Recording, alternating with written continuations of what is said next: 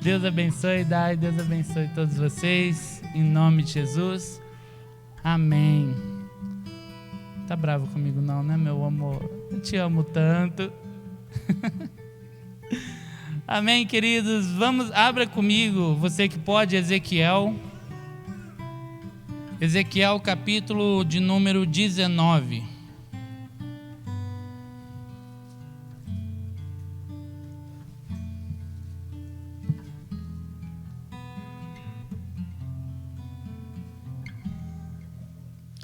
Deixa eu reconhecer os visitantes enquanto vocês estão abrindo. Quem está nos visitando pela primeira vez aqui hoje?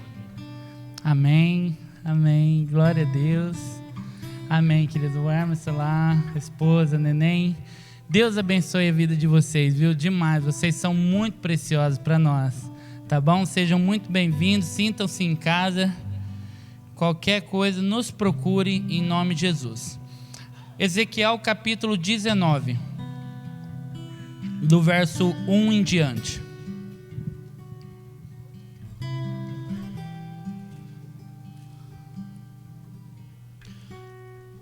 Quanto a você, faça uma lamentação sobre os príncipes de Israel. Deus dando uma ordem para Ezequiel: faça uma lamentação sobre os príncipes de Israel. E diga assim: que bela leoa entre os leões era sua mãe. Deitada entre os leõezinhos, criou seus filhotes. Criou um dos seus filhotinhos que, ao se tornar um leãozinho, aprendeu a despedaçar a presa. Chegou a devorar até gente. Quando as nações ouviram falar dele, o apanharam na cova que fizeram. E ele foi levado com ganchos para a terra do Egito. Verso 5. Vendo frustrada e perdida a sua esperança, a leoa pega outro dos seus filhotes e o fez leãozinho. Este, andando entre os leões, veio a ser um leãozinho e aprendeu a despedaçar a presa, chegou a devorar até gente. Verso 7. Destruiu palácios e arrasou cidades, a terra e os seus moradores ficaram assustados ao ouvirem o seu rugido. Então se ajuntaram contra ele os povos das províncias vizinhas, estenderam sobre ele a rede, e ele foi apanhado na cova que fizeram. Verso 9. Com ganchos meteram-no dentro de uma jaula, e o levaram ao rei da Babilônia. Deixaram-no preso, para que nunca mais se ouvisse o seu rugido nos montes de Israel. O verso 10. Sua mãe era como uma videira dentro da vinha, plantada junto às águas. Ela frutificou e se encheu de ramos por causa das muitas águas. Os galhos fortes se tornaram para ela cetros de dominadores, de reis. A sua estatura se elevou até as nuvens, e na sua altura era visível com a multidão dos seus ramos. Mas ela foi arrancada com furor e jogada no chão. O vento leste secou os seus frutos, seus fortes galhos foram quebrados e secaram, o fogo os consumiu. Verso 13. Agora a videira está plantada no deserto, numa terra seca e sedenta. Do ramo principal saiu fogo, que consumiu o seu fruto, de maneira que já não há nela galho forte, que sirva de cetro para dominar. Esta é uma lamentação e ficará servindo de lamentação. Parábola. Deu para entender alguma coisa? Difícil, né? Nós estamos, de repente, narrando uma leoa que dá seus filhotes, e esse filhote, parece que a gente cria até uma história. Esse filhote, ele fugiu da sua jaula, ele despedaçou quem vinha diante dele, comia até gente. E vieram atrás desse filhote para prender ele novamente, jogar dentro de uma jaula, mas lançaram ele numa cova. Mas a grande verdade é que essa história, Deus está falando para Ezequiel narrar uma parábola, uma história que trouxesse um significado para aquele povo. um significado tão verdadeiro para que eles entendessem o que estava acontecendo naquela nação, naquele povo. Aqui, quando você está falando da leoa, você está falando do reino de Judá, daquele povo, daquela nação, daquele grupo de pessoas. E quando ele fala que esse reino, ele gerou um leãozinho, ela está falando de um dos príncipes de Judá, Joacás. E aí ele segue dizendo que esse príncipe, ele se tornou alguém grande, alguém relevante para os povos. E na medida que ele foi se tornando alguém grande, ele foi se perdendo. Ele destruía tudo à sua volta. E quando ouviam do nome dele, as nações estremeciam. E se fortaleceram a ponto de armar ciladas, uma emboscada para derrubar aquele leão que consumia as nações da terra. E a partir daí, com a morte de seu pai, ele toma corpo, ele vai escravo no Egito, o rei do Egito, Faraó, leva ele escravo, Neco II, e a partir da sua escravidão, outros povos se levantam.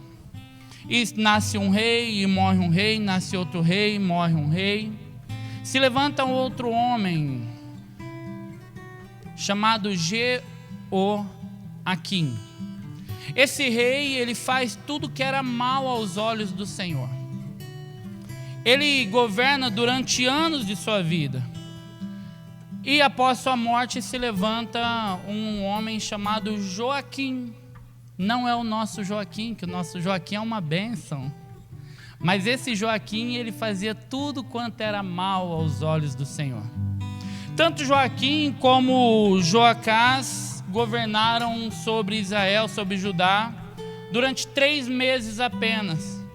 Só que 3 meses foi o suficiente para Deus dar uma sentença para uma nação, a ponto de falar para Ezequiel, narrar uma história do que aconteceria por meio de uma parábola a todo aquele povo que servia a Deus, mas no serviço ao Senhor fazia tudo que era mal aos olhos do Senhor. O pecado tinha consumido aquela terra, o pecado tinha devastado aquela nação, como está descrito em 2 Reis, do capítulo 23, o final do texto, e o início do capítulo 24, ele fala toda a história desse reinado. Mas é importante para nós discorrermos essa história, é que Deus, ele conta uma história em 2 etapas. Perceba que a primeira parábola, ele vai falar do leão, dos leõezinhos que nascem, os príncipes daquele povo, que a sua grande mãe, a sua leoa, aquela leoa, a figura da leoa, que era aquela nação, era todo aquele reino, ele levanta para ela príncipes, pequenos leõezinhos, que ganham corpo, ganham estatura, o seu rugido se torna notório, mas de fato toda a sua vida é errada. Deixa eu falar uma coisa para vocês. A igreja é um instrumento de Deus na sua vida, mas se você não quiser, ela não tem poder de atuar dentro da sua vida.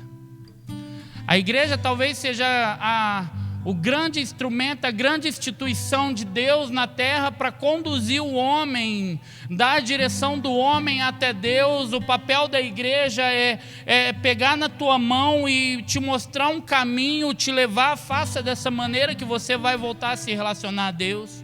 O grande detalhe é que a gente tem já uma barreira com a religião. Quando alguém te fala de igreja, de religião, você já tem uma barreira, uma trava.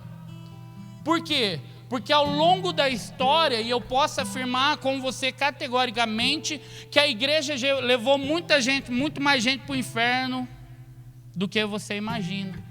Na Inquisição, por exemplo, quando se vendiam o acesso ao céu, quando já ouviram a história de compravam-se uns terreninhos lá no céu, né? Tinha gente que vendia terreno no céu, né? Se a gente tivesse condições de comprar isso, meu Deus do céu, a gente faria de tudo. Mas pela graça vocês são salvos. Pela graça nós alcançamos essa porta chamada salvação. Mas durante muito tempo, a pressão, a opressão, as indagações da igreja, da religião em cima da sua mente, da sua cabeça, foi aprisionando você, nos aprisionando a um modelo de servir a Deus, na qual tudo era proibições e nada eu tinha prazer. Isso tudo nos levou a um bloqueio. E não está longe. A qualquer pessoa que você chamar na rua, você vai sentir que o primeiro acesso que você tem é um franzir de testa. Eu estou falando de religião. A pessoa já trava. Por quê? Por duas coisas. Provavelmente ela teve suas frustrações dentro de alguma instituição. Ou ela ouviu alguém extremamente frustrado dentro de uma instituição. E o que eu quero levar você a entender? Que a religião em si mesma, a raiz, a essência dessa palavra é religar o homem a Deus. Então ela é pura e eficaz porque na sua essência ela faz todo sentido. Porque quando você vem, senta numa cadeira, tudo que você quer é ouvir Deus falar com você. E quando eu falo para você, olha, a minha vida, ela tem que ser um instrumento de Deus para falar ao seu coração. Aí eu tenho que te alertar algo, não adianta tudo que eu falar se você não rasgar o teu coração para ouvir, para que essa semente caia no teu coração. E seu coração, assim como as nossas orações são, seu coração se torna uma terra fértil para que essa semente caia lá e produza um bom fruto.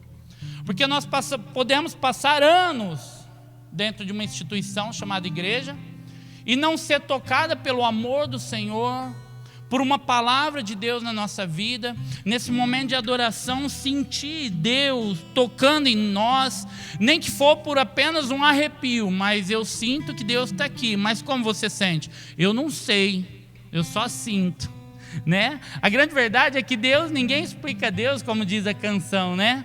Deus é para ser experimentado, vivido. O que eu quero de Deus? Explicar a Deus, ninguém pode. Mas eu quero de Deus é sentir a presença de Deus fluir dentro de mim, me visitar, tocar na minha vida, transformar a minha vida. E o grande papel é esse, é levar você à consciência de que se você realmente, de fato, entregar a sua vida para Jesus, Ele vai fazer morada. E a partir do momento que Ele fazer morada, a tua vida não é mais a mesma. Esse é o fato. Agora, uma nação de Deus, ela está no momento onde Deus precisa alertar: eu vou destruir essa nação, porque essa nação se corrompeu, vive debaixo de um pecado, de uma opressão do pecado, e agora não mais posso compactuar com essa nação, não posso mais viver entre eles. E agora, da mesma forma que os reinos vizinhos vieram e tomaram seus príncipes, na segunda parte dessa parábola, quando ele fala da videira, ele fala assim: vocês eram uma videira, os seus ramos eram tão fortes, era notável, era gigantesco, o teu topo subia as nuvens, alcançou os céus, com tamanha formosura que vocês se tornaram. Mas agora, de fato, os seus ramos estão secos. De cada ramo seu sai fogo que consome a própria videira. E ele fala: Ezequiel, lamente e continue lamentando por esse povo, porque eu vou destruir esse povo por completo. É interessante que eu sempre ouvi uma frase de Martim Lutero, que ele dizia assim, ó: a paz se possível, mas a verdade a qualquer preço. Olha que interessante. A paz se possível que eu tenha paz, mas eu preciso viver de fato essa verdade que Deus ministra na minha vida a qualquer preço que for, porque eu não posso permanecer em nenhum lugar e permanecer da maneira que eu estou. Se eu sair da minha casa, do conforto do meu lar, para estar numa casa, para estar dentro de uma igreja, para estar em comunhão com meus irmãos, algo precisa acontecer, porque senão, de fato, Deus não tem trabalhado na minha vida. Se eu permaneço 1, 2, 3, uma semana, 2 semanas, 1 mês, 2 meses, 1 ano, a minha vida precisa ser tocada, no mínimo. Estou certo ou estou errado? Agora, se nada muda na minha vida, o problema está com quem? ok? Por quê? Porque Deus te chamou, você atendeu o chamado, mas quando você senta aqui, de fato, você tem que se tornar o quê? Que nós falamos no culto passado, um verdadeiro adorador, que o adora em quê? Espírito em verdade. Porque se eu não entregar minha vida por completo àquele que eu propus servir, nada muda. Lembra daquele texto? Nós já falamos sobre isso, Apocalipse 3:20. A gente usa para evangelizar, mas não é para evangelizar, ele está falando com a igreja. Se ele está falando com a igreja, ele me chama atenção a algo.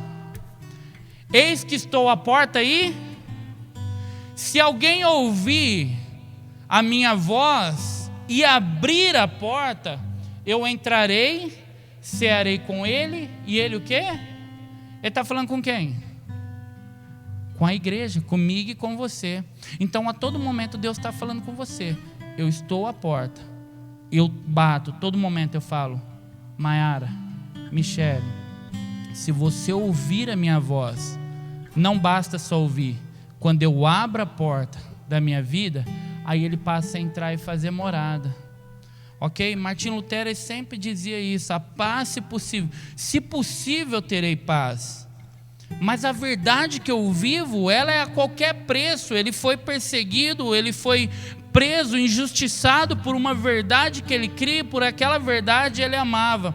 Agora deixa eu te falar alguma coisa. Deus te ama tanto, isso você precisa anotar no seu coração, que para preservar a sua salvação, ele pode até te matar.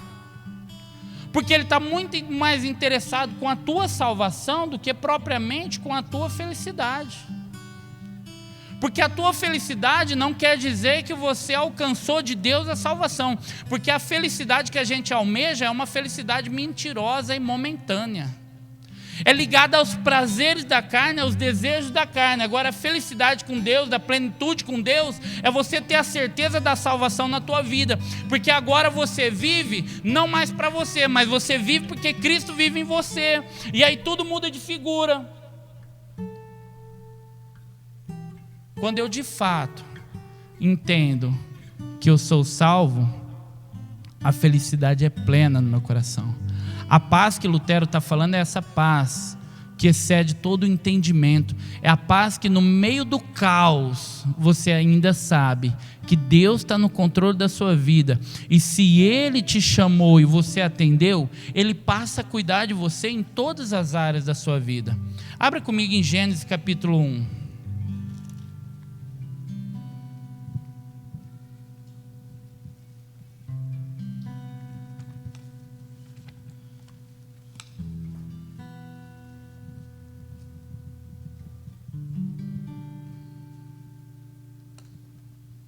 Gênesis capítulo 1. Tá fácil, né?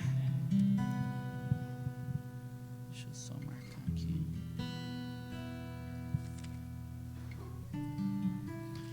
Gênesis capítulo 1. Verso 4. E Deus viu que a luz era boa e fez separação entre a luz e as trevas. Deus chamou a luz dia e chamou a trevas noite. Houve tarde e amanhã do primeiro dia. Verso 6. Haja um firmamento no meio das águas, separação das águas. Deus fez o firmamento e a separação entre as águas debaixo do firmamento, e as águas acima do firmamento. E assim aconteceu. E Deus chamou o firmamento céus. Houve a tarde e amanhã do segundo dia. Verso 14. E disse Deus: que haja luzeiros no firmamento dos céus, para fazerem separação entre o dia e a noite, e sejam eles para sinais das estações, para dias e anos, e sirvam de luzeiros no firmamento dos céus, para iluminar a terra. E assim aconteceu. Deus fez os grandes luzeiros, o maior para governar o dia e o menor para governar a noite, também as estrelas, e os colocou no firmamento dos céus para iluminar a terra, para governar o dia e a noite. Fizeram separação entre a luz e as trevas. E viu Deus que isso era bom. Houve a manhã, a tarde do quarto dia. Verso 21. Assim Deus criou as grandes criaturas marinhas e todos os seres vivos que se movem, os quais povoam as águas segundo as suas espécies, todas as aves segundo as suas espécies. Deus viu que isso era o quê? bom, e Deus os abençoou, dizendo: sejam fecundos. Verso 24: Deus disse que a terra produza seres vivos conforme a sua espécie, animais domésticos, animais que se rastejam e animais selvagens, segundo a sua espécie. E assim aconteceu. Deus fez os animais selvagens segundo a sua espécie, os animais domésticos conforme a sua espécie, e todos os animais que rastejam sobre a terra segundo a sua espécie. Deus viu que era o quê? 26: façamos o ser humano, o homem, a nossa imagem conforme a nossa semelhança. Tem ele domínio sobre os peixes do mar, sobre as aves do céu, sobre os animais domésticos, sobre toda a terra e sobre todos os animais que rastejam pela terra.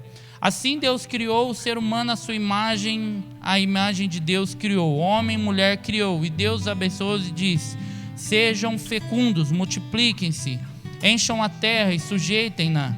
Tenham domínio sobre os peixes do mar, sobre as aves do céu e sobre todo o animal que se rasteja. E Deus disse ainda: E eis que lhes tenho dado todas as ervas que dão semente e se acham na superfície de toda a terra, e todas as árvores em que há fruto de semente. Isso servirá de alimento para vocês e para todos os animais da terra. Vai lá, os animais da terra, todas as aves dos céus e todos os animais que rastejam sobre a terra, em que há fôlego de vida, toda a erva verde lhe servirá de alimento. E assim aconteceu. Deus viu tudo o que havia feito, e eis que era o quê? Muito bom. O capítulo 2: assim foram acabados os céus e a terra e tudo o que neles há. E havendo Deus terminado no sétimo dia a sua obra, e que tinha feito, descansou nesse dia de toda a obra que tinha feito. Perceba aqui, eu quero entrar com vocês nisso. Perceba que Deus, ele faz algo nas entrelinhas que a gente precisa compreender para a gente seguir naquilo que nós estamos ministrando. O capítulo 1 inteiro, Deus está criando as coisas, criando a luz, criando o sol, criando as luas, criando todas as coisas, as ervas do campo, os animais que rastejam, os animais marinhos, criando o ser humano. Então ele disse assim: e viu Deus no final, quando ele entrou no sétimo dia, que era o quê? Muito bom. Quando ele termina a sua obra, ele sela, ele fala: poxa, agora está pronto, agora eu vi que tudo era muito bom. Agora, quem lembra comigo João 3,16, o que diz? Porque Deus amou o mundo de tal maneira que deu seu Filho unigênito, para que todo aquele que nele crê não pereça, mas tenha a vida eterna. Faça um paralelo comigo. Deus amou o mundo de tal maneira que deu seu Filho. Agora o detalhe é que quando a gente olha para esse texto, João 3,16, olhamos para a cruz do Calvário, Jesus sendo crucificado, o que vem na nossa mente? Deus matou o Filho por minha causa. É ou não é? Agora eu vou te mostrar algo. Jesus se entregou na cruz porque Deus amou o quê? E aqui o mundo não sou eu e sou você. Somos nós inseridos no capítulo 1 completo de Gênesis 1 até o final do texto. Deus amou toda a criação, todo o sistema, tudo aquilo que ele havia criado. E o Gênesis capítulo 1, verso 31, e viu Deus que tudo era muito bom. E tudo que era muito bom era tudo que ele havia criado. E quando João 3,16 diz, porque Deus amou o mundo, ele amou tudo aquilo que ele havia criado, todo o sistema, tudo aquilo que ele havia feito. E no verso 31 ele diz, tudo era muito bom, porque ele diz, tudo era muito bom, toda a criação feita foi consumida pelo pecado, através do pecado de Eva e Adão, e agora tudo que era muito bom está corrompido. Aí João 3,16 diz, porque Deus amou tudo que era muito bom, e foi consumido pelo pecado. Agora o Filho unigênito do Pai se entregou na cruz do Calvário em favor de toda a humanidade na qual nós somos inseridos. E por isso que Deus está falando para Ezequiel: Ezequiel, lamente sim. Não lamente só porque o pecado entrou na sua vida. Não lamente somente porque os príncipes da sua terra estão corrompidos. Lamente porque quando o pecado entra, não é só a vida que é devastada, é tudo à sua volta. E uma intervenção divina precisa ser feita. O Filho unigênito do Pai morto na cruz do Calvário, para que todo aquele que nele crê não pereça, mas junto a toda a criação do Gênesis tem a vida eterna. Olha que interessante. Agora, nós podemos olhar de outra maneira. A igreja é a instituição que te ensina o acesso ao Pai, mas você só entra se você quiser. Oh glória! Porque todo aquele que nele crê. Agora deixa eu te ensinar algo. O homem, ele foi criado, inserido na criação, mas ele foi formado em que dia?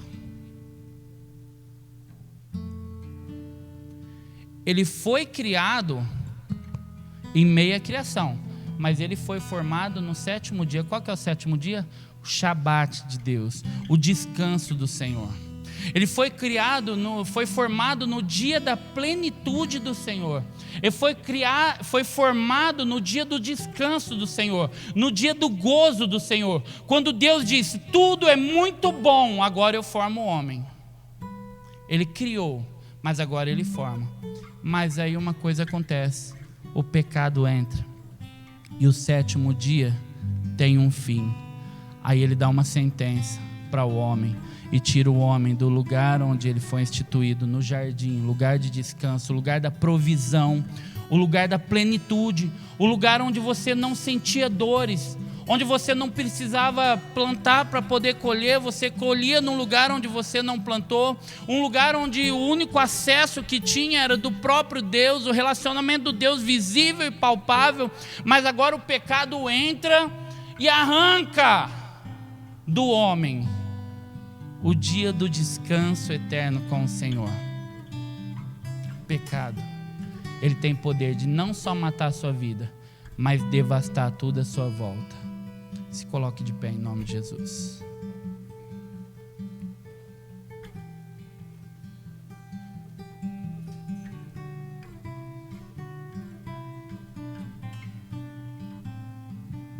Feche os teus olhos, eu quero orar com você.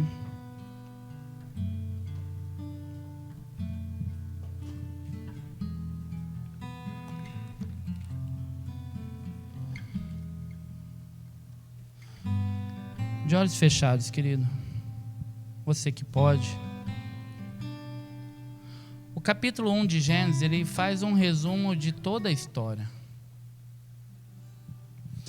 É importante você saber que você vai ler na sua casa que no início Deus criou, e foi a tarde e a manhã do primeiro dia. E Deus criou, foi a tarde e a manhã do segundo dia. E Deus criou, foi a tarde e a manhã do terceiro, foi a tarde e a manhã do quarto, foi a tarde e a manhã do quinto, foi a tarde e a manhã do sexto. Mas quando Deus forma o homem, a Bíblia diz assim: o Senhor Deus formou o homem. E Deus criou todas as coisas, mas o Senhor Deus formou o homem. Agora isso tem um significado que pode mudar a minha e a sua vida. Porque todo aquele que tem o Senhor se sujeita a ser seu servo. Em toda a criação, o Deus Criador, Deus criou, Deus Criador. Mas agora quando Ele forma o homem, o Senhor Deus, o teu Senhor, o teu Deus, o Senhor da sua vida, o teu amado, o teu Abba, o teu Pai, o teu Criador, o teu provedor, o teu cuidador, o teu protetor, o teu tudo, Ele te forma. E o Senhor Deus formou o homem à sua imagem, conforme a sua semelhança. Deixa eu dizer algo para você, querido: só tem Senhor quando sem quem alguém se sujeita a tê-lo. Agora, se você é o Senhor da sua vida, você está por conta própria. Você pode chamar de exortação, mas eu tenho que te dizer: o sábio procurou palavras agradáveis, mas a Bíblia diz que ele só encontrou palavras de verdade. E a verdade para mim e a sua vida é que o pecado não só te mata, mas consome a sua vida, consome tudo à sua volta, consome o teu casamento, consome o relacionamento que você tem com seu filho, consome o relacionamento que você tem com teu pai, com a tua esposa, com seus amigos, consome tudo à sua volta. Ele acaba com a provisão da sua vida, ele acaba com a proteção de Deus para a tua vida, porque Deus de fato abomina o pecado. A porta continua estreita como estava há milhares de anos atrás, ela continua estreita. E só passa por ela, de fato, quem escolhe chamar Ele de Abba, Pai, Paizinho querido.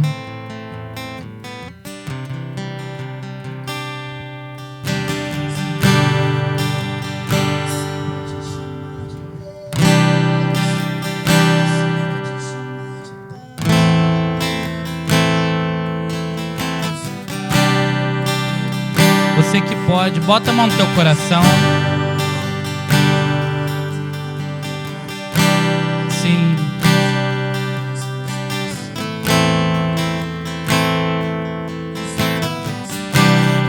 Tem alguma área na sua vida que precisa mudar?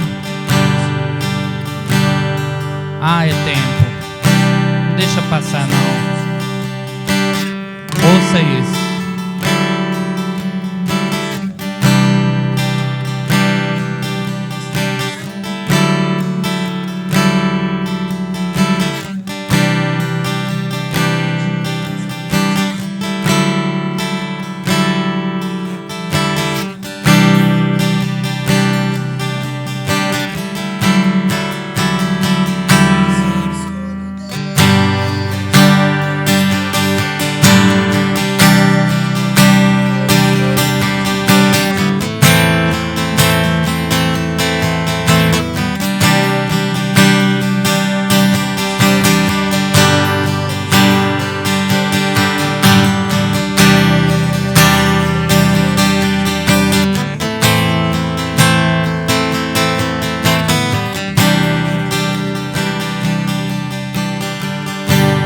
De olhos fechados ainda. O pecado faz separação entre nós e o nosso Deus. Tudo que é de mal na nossa vida faz isso. Mas as misericórdias do Senhor se renovam a cada manhã. Isso nos alegra o coração, porque todos pecaram. A Bíblia diz assim: todos, e destituídos estão da glória de Deus. E o salário do pecado é o quê? A morte. Por que o salário do pecado é a morte? Porque encerrou o dia eterno. E agora nós temos uma vida só para ser vivida. E é uma vida tão curta, querido, que nós não podemos jogá-la fora. Nós precisamos vivê-la para Jesus. Vivê-la para Jesus. Eu vou te fazer um convite todo especial nessa noite. Aí no seu lugar onde você está, se você sentiu Deus falar com você nessa noite, sentiu o amor de Jesus na sua vida, e você quer entregar sua vida para Jesus, querido, não é entregar nas drogas, não é entregar na prostituição. Isso a gente acaba fazendo voluntariamente, é incrível. Entregando aos vícios dessa vida. Mas entregar a vida para Jesus. Nosso lindo Jesus, nosso amado Jesus, esse Jesus tão lindo que escolheu entregar a vida dele lá naquela cruz, todo aquele sofrimento. Isaías relata tanto sofrimento ali por toda a criação. E ele nos deu essa oportunidade nessa noite. Você que quer entregar a sua vida, você fala, eu quero, eu sozinho eu não estou dando conta, eu sozinho eu não sei como é que faz. Pastor, eu não sei como é que faz. Esse sofrimento não acaba. Esse sofrimento está demorando, não chega no fim. Todo mundo diz vai dar certo, mas não está dando certo do meu jeito. É porque é do teu jeito, não é do jeito dele. Mas ele está te chamando nessa noite para ele fazer do jeito dele, restaurar a tua vida, mudar a tua vida, mudar a tua história, mudar a história da tua casa, de toda a tua família.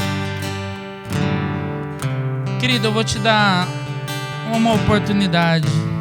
Você que sente que você quer entregar a sua vida para Jesus, todos de olhos fechados. Levante a tua mão onde você está, eu quero orar com você. Onde você está? Deus é maravilhoso e Ele tem um plano tão poderoso para a sua vida que você nunca vai entender, mas você vai desfrutar, viu? Daquilo que Ele está fazendo. Você que levantou a tua mão, sente liberdade, vem até aqui na frente do altar, eu quero orar por você. Não fique envergonhado não fique envergonhada. Nós só queremos orar pela sua vida. Eu tenho certeza que Deus tem queimado o seu coração e vai fazer coisas maravilhosas na vida de vocês. Eu tenho certeza disso. Deus é maravilhoso.